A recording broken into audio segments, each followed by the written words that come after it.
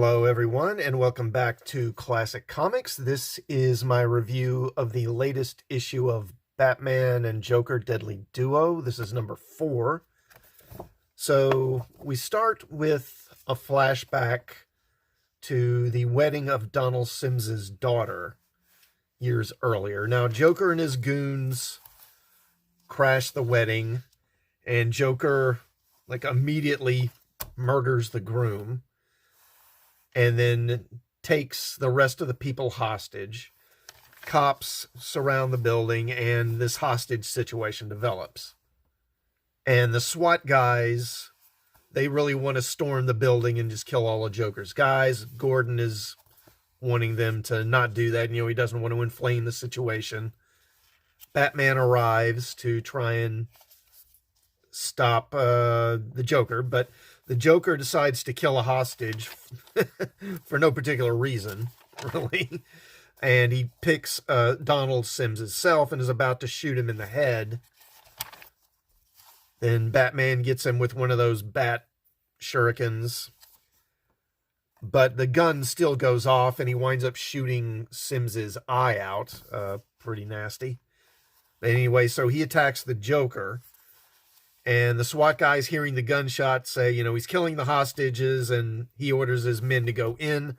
But the Joker's men have set the place with explosives, booby-trapped it.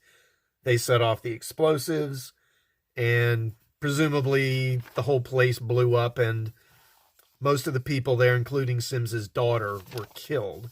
And so years later, he blames the police and Gordon and even Batman for what happened. And that's part of why he is doing all this. So then we pick up with Batman and Joker. And so they've come to this train. The Gotham Bullet is what it's called.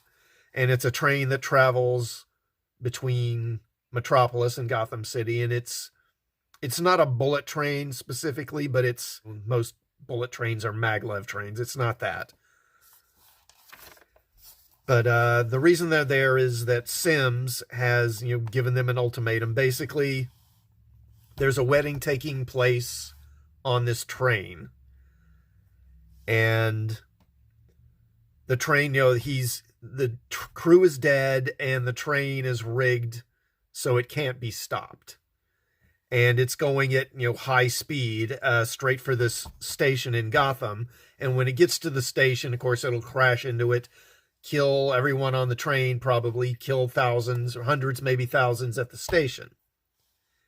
Now, Batman and Joker can divert the train, because if they reduce the train by a certain amount of weight, then the train tracks will automatically switch and divert the train away so that it doesn't hit the station. And the amount of weight they need to remove is equal to the number of people on the train. So obviously, it's kind of a pretty clear sort of calculation here. You can save the people on the train, you can save the people in the station, or you can try and save both. And of course, Batman, being Batman, is determined to save everyone. But Joker points out the obvious and is like, let's just throw all these people off the train.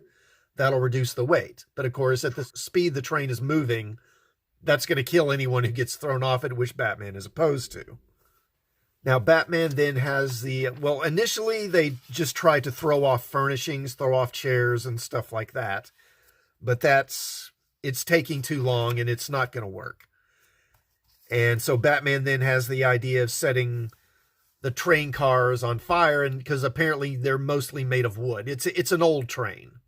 Actually, it's Bruce talks about how he rode on the train as a kid and stuff like that. So he tries to burn the cars at the back end, and they can't decouple the cars. That's another thing, because that was my first thought was, well, just disconnect the cars. But apparently they're rigged to blow, if you disconnect them, so they can't do that. So he tries to burn the cars, but that isn't working either. And then, he sent everyone up to the front of the train so they wouldn't be in the fire. But when he gets back to the front of the train, he finds out that Joker has already thrown some people off the train. And of course, Batman is furious. And he attacks Joker and is about to, beat the crap out of him. But then Sims tells them, hey, congratulations, you've reached the weight needed And so the train tracks switch over and divert, and they wind up avoiding this disaster. And of course, they did it because Joker took that extra step of actually murdering some people to make it happen, which sets up, an interesting little moral dilemma. Does the end justify the means here? Because Joker, by killing those few people, and I don't think it said, I think it was like 4 or 5, something like that. So if you can kill half a dozen people and by doing so save thousands, is that justified? And also, so while all this is going on, Nightwing and Catwoman, they go to Simtech. And, in the last issue, I kind of was like, why isn't Nightwing doing more? Why isn't he more involved? And it turns out he was busy doing this. That's why. So that criticism I had in the last issue, it turns out wasn't exactly valid. But anyway, they hack into Simtech's computers and steal some data. And at the end, you find out that it was kind of what was set up in the last issue. So Simtech had developed this synthetic DNA that could somehow be a cancer treatment, but it turned out it worked a little too well. And when you gave it to people, it would basically start mutating them. And he's used this synthetic DNA combined with some of Joker's DNA to create all these Joker clones. And then at the end, Bullock gets a package, and it's got this eyeball in it. And this is presumably Gordon's eyeball, because Joker's men are holding Gordon hostage, and they're cutting pieces off of him and sending them to the police until Joker tells them to stop. So overall, it's another solid issue from Marc Silvrestri. He continues to do an excellent job writing on this series. Here he gives Batman another moral dilemma, similar to the one he did in the previous issue. And I'll put a link to my review for that issue up here in the corner somewhere. But this one's on a larger scale. And again, Batman can't save everyone. And you can certainly deplore the Joker for what he did, but at the same time, his actions saved a lot of people. So what's the right or wrong here? It kind of reminds me of that line from Star Trek, the needs of the many outweigh the needs of the few. And that was originally meant as a kind of virtuous or moral axiom. But even when I was a kid, I always thought, that could really be turned around and used to justify almost anything, and then argue that you're doing it for the greater good, for the many or whatever. And this issue, it gives you a little bit to think about, and I think that's a good thing. Anyway, definite thumbs up from me on this. Again, this series is excellent, and I highly recommend it. Great art. Solid writing from Silvrestri. Let me know what you think of it, and also of this review in the comments.